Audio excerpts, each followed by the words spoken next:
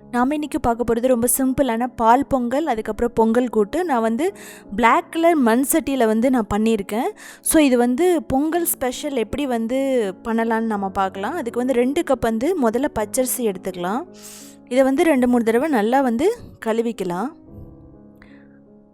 அதுக்கப்புறமா வந்து நம்ம தண்ணி ஊற்றிட்டு நம்ம 1 மணி நேரம் வந்து இதை நல்லா ஊற வச்சாலாம். அப்போ தான் பச்சரிசி வந்து ஊறும். இப்போது ஒரு பிளாக் கலர் மண் பாத்திரத்தில் நம்ம வந்து ஊற வச்ச தண்ணியை ஊற்றிட்டு நம்ம வந்து ஒரு 2 கப் வந்து பால் ஊற்றிட்டு அது நல்லா கொதிக்க விடலாம். ஸோ அது பொங்கி வரும்போது நம்ம ஊற வச்ச அந்த பச்சரிசியை போட்டுட்டு நம்ம என்ன பண்ணலாம் அப்படின்னா, இது வந்து நல்லா சாஃப்டாக வரைக்கும் நம்ம அப்படியே ஓப்பன்லேயே நம்ம குக் பண்ணிக்கலாம். ஸோ உங்களுக்கு அந்த நுரை வந்ததுனால நீங்கள் வந்து எடுத்துருங்க. ஸோ இப்போ வந்து நமக்கு அந்த பால் பொங்கல் வந்து பர்ஃபெக்டாக ரெடி ஆகிட்டுருக்கு. உங்களுக்கு தேவைப்பட்டால் நல்ல சூடான பால் வந்து ஊற்றிட்டு நம்ம குக் பண்ணலாம். நான் வந்து கொஞ்சம் தேவைப்படுறதுனால திரும்ப வந்து நான் பால் ஊற்றிட்டேன். ஸோ இப்படி குக் பண்ணுறதுனால என்ன ஆகும்னா, இது நல்லா சாஃப்டாக நல்லா க்ரீமியாக வரும். ஸோ நீங்கள் க்ளோஸ் பண்ணி வச்சுருங்க. முக்கால்வாசி வெந்ததுக்கப்புறம் நீங்கள் க்ளோஸ் பண்ணி வச்சுட்டிங்கன்னா அது நல்லா வந்து சாஃப்ட் ஆகிடும். ஸோ இப்போ வந்து நமக்கு க்ரீமியான பால் பொங்கல் வந்து நமக்கு ரெடி ஆகிடுச்சு. நீங்கள் தேவைப்பட்டால் உப்பு போட்டுக்கலாம். ஸோ இப்போ மூடி வச்சுட்டு ஆஃப் பண்ணிவிட்டு அப்படியே விட்டுருங்க, ரெடி ஆகிடும். ஸோ எவ்வளோ க்ரீமியாக இருக்குது பாருங்கள். அதுவும் இல்லாமல் பர்ஃபெக்டாக சாஃப்டாக இருக்கும். இதுக்கு வந்து நம்ம பர்ஃபெக்டான காய்கறிகளை யூஸ் பண்ணிவிட்டு நம்ம பொங்கல் கூட்டு பண்ண போகிறோம். அதுக்கு வந்து உங்களுக்கு என்னென்ன வெஜிடபிள்ஸ், என்னென்ன காய்கறிகள் தேவைப்படுதோ அதெல்லாம் நீங்கள் எடுத்துக்கோங்க. மொச்சக்கொட்டை எடுத்துக்கலாம், கேரட், அதுக்கப்புறம் வந்து உருளைக்கிழங்கு, அதுக்கப்புறம் வந்து கத்திரிக்காய் எடுத்துக்கலாம், அதுக்கப்புறம் வெண்பூசணி, மஞ்சள் பூசணி, அதுக்கப்புறம் வந்து அவரைக்காய் எடுத்துக்கலாம். அதுக்கப்புறமா வந்து நம்ம வந்து முதல்ல தண்ணி வந்து நம்ம ஊற்றிக்கலாம் ஒரு பாத்திரத்தில். அதுவும் வந்து நான் பிளாக் மண் பாத்திரத்தில் தான் வந்து நான் எல்லாம் போடுறேன்.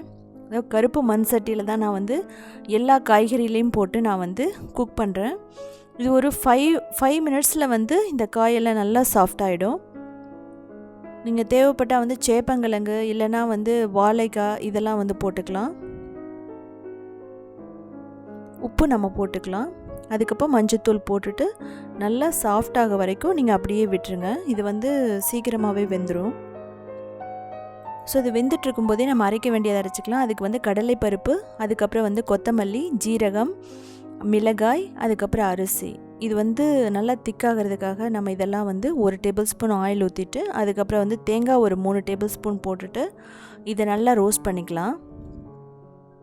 ஸோ நீங்கள் வந்து இப்படி வேணாம் அப்படின்னா வந்து பச்சை மிளகாய், தேங்காய், cumin போட்டு கூட நீங்கள் அரைச்சிக்கலாம். ஸோ இது ஒரு மெத்தடை வந்து நம்ம பண்ணுறது. ஸோ கூட்டு வந்து 2-3 மெத்தடில் வந்து நம்ம பண்ணலாம். ஸோ இப்போ வந்து ஆற வச்சதுக்கப்புறம் ஒரு மிக்ஸி ஜாரில் போட்டுட்டு நல்லா அரைச்சிக்கலாம். நம்ம கரகரப்பாகவும் அரைக்கலாம், இல்லை வந்து நல்லா ஃபைனாகவும் அரைக்கலாம். உங்களுக்கு வந்து எப்படி கூட்டு தேவைப்படுதோ அது மாதிரி நீங்கள் அரைச்சிக்கலாம். இப்போ வந்து நம்ம அது கெட்டு போகாமல் இருக்கிறதுக்காக நான் வந்து கொஞ்சம் வந்து புளி ஊற்றுறேன். நீங்கள் வந்து புளி வேணாம் அப்படின்னா நீங்கள் விட்டுருங்க. அதுக்கப்புறம் அரைச்சி வச்சுருந்த அந்த பேஸ்ட்டு அதை ஊற்றிட்டு தேவையான அளவு தண்ணி ஊற்றிட்டு நம்ம என்ன பண்ணலான்னா ஒரு 5 நிமிஷம் வந்து நல்லா கொதிக்க விடலாம். ஸோ இது 5 மினிட்ஸ் வந்து கொதிச்சதுன்னா இது வந்து ரெடி ஆகிடும். நம்ம இப்போ வந்து இதுக்கு சீசனிங் பண்ணிக்கலாம். ஸோ தாளித்து என்னென்ன வந்து தாளித்து கொட்டணும்னா அது வந்து தேங்காய் எண்ணெயில் பண்ணிக்கோங்க.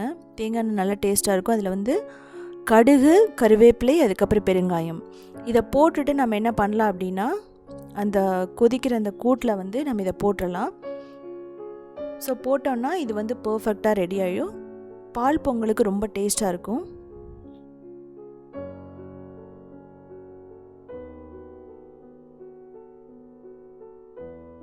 ஸோ ட்ரெடிஷ்னலான பால் பொங்கல் ப்ளஸ் கூட்டு எப்படி பண்ணுறதுன்னு பார்த்தோம். இதை டேஸ்ட் பண்ணி பார்க்கலாம். நல்லா அந்த சட்டியோட மணமும் அந்த பாலோட சுவையும் அந்த கூட்டுக்கு நல்லா மேட்ச் ஆகுது.